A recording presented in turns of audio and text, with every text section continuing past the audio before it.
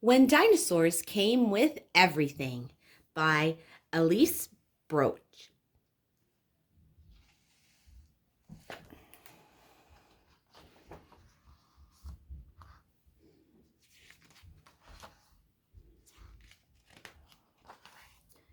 Friday is errand day.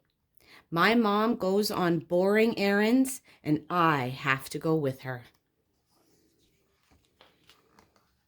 And this Friday seemed like every other Friday until we got to the bakery. A sign above the donuts read, "Buy a dozen, get a dinosaur." I couldn't believe my eyes. Neither could my mom. "They must mean a toy," she said. But when I took the box of donuts, the lady behind the counter said, "Hold on, little guy. Don't forget your dinosaur." And there he was. "Mom!" I yelled. It was a triceratops. "What?" cried my mom. She did not look happy. "How are we supposed to get that home?" The bakery lady smiled. "Oh, don't worry. He'll follow you. They always do." And he did, all the way to the doctor's office where I had to go for my checkup. My mom shook her head. "What are we going to do with him now?" She looked him up and down. That took a while. "We can't bring him inside," she said finally. "He'll have to stay in the parking lot." I told him not to talk to strangers. After my checkup, I asked for a sticker, like usual.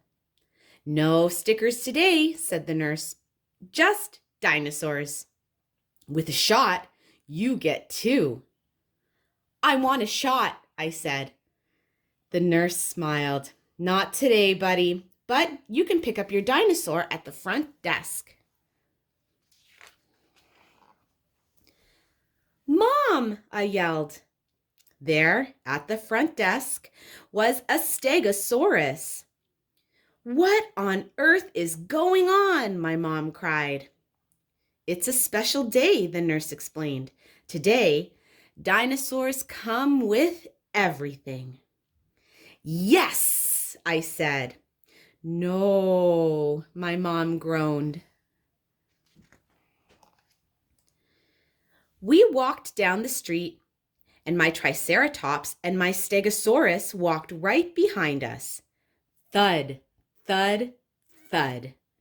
They made friends right away. Across the street, other kids had dinosaurs too. I saw an ankylosaur, a duckbill, and a velociraptor. We all waved at each other. Our mothers glared and kept on walking. "I think we'd better go home right now," my mom said. "But what about my haircut? The barber's waiting for me." My mom looked at the dinosaurs. Then she looked at my bangs. "The barber always gives you a balloon, doesn't he? A nice balloon?" "Uh-huh," I said. I didn't want a balloon. I wanted a barosaur.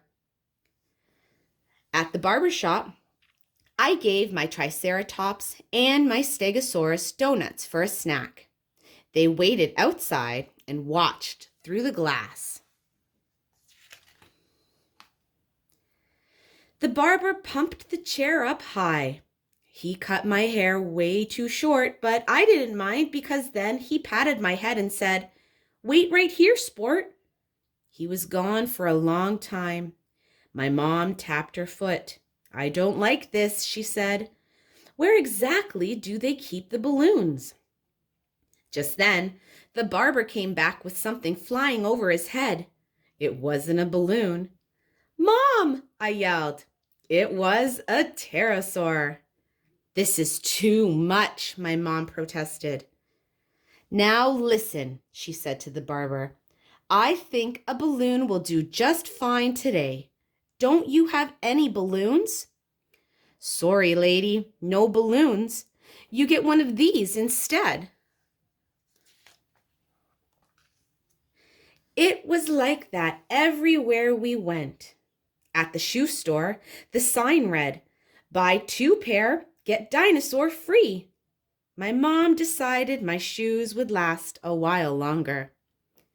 At the theater, we could hear the popcorn man shouting, "Butter? No butter? You want a dinosaur with that?" My mom said we'd go to the movies another day. At the diner, I wanted to stop for a hamburger. But then the girl walked out with a Tyrannosaurus Rex. "Okay, that's it," my mom cried. "We are definitely not having lunch there." She looked at my Triceratops, my Stegosaurus, and my Pterosaur. "What are we supposed to do with all of these dinosaurs? We don't have room for them. We can't take care of them." I hugged her leg. "Don't worry, Mom. They can live in the backyard." My mom shook her head. "Sweetheart, they're not toys. Dinosaurs are a lot of work." "But Mom, look. They eat anything and they sleep outside. I'll do everything, I promise. Please, Mom, please." My mom sighed. "Well, I suppose we can't just leave them here." Thank heavens we didn't stop at the diner. We hurried home, and my dinosaurs hurried after us. Thud, thud, thud. Flap, flap, flap. When we were almost there, we saw a little duck-billed dinosaur standing alone on the street corner. He looked lost. "Mom, that's a baby hadrosaur. He's all by himself." "Sweetie, we've already got our hands full." The hadrosaur followed us. It wasn't my fault. When we got home, my mom needed to lie down, so I made lunch for the dinosaurs. Then I showed them where to go to the bathroom. I told them to stay out of the neighbor's yard because of his mean dog. And I showed them my slide, my tire swing, and all the toys in the garage. They seemed to be having fun, but they really went wild when I took out my frisbee. The hadrosaur had the first throw. The frisbee landed on the roof. I saw my mom watching from the window. "Is everything all right out there?" she asked. "Everything's fine, Mom. We can get it down." And my pterosaur flew up and plucked the frisbee out of the gutter. My mom kept watching. She looked at him for a long time. The next thing I knew, she had him cleaning the gutters. Then she came out to the backyard with a pile of wet clothes. "These spikes come in handy, don't they?" she said.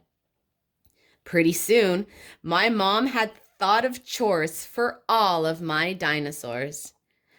But I knew they didn't mind. It just meant they were part of the family. When we were finished helping, my mom said I could invite some friends over. It was a bring your own dinosaur party. And guess what happened next? I heard my mom on the phone to the bakery. She asked, "Do you have any donuts left?" And that's when I knew everything would be just fine. The end.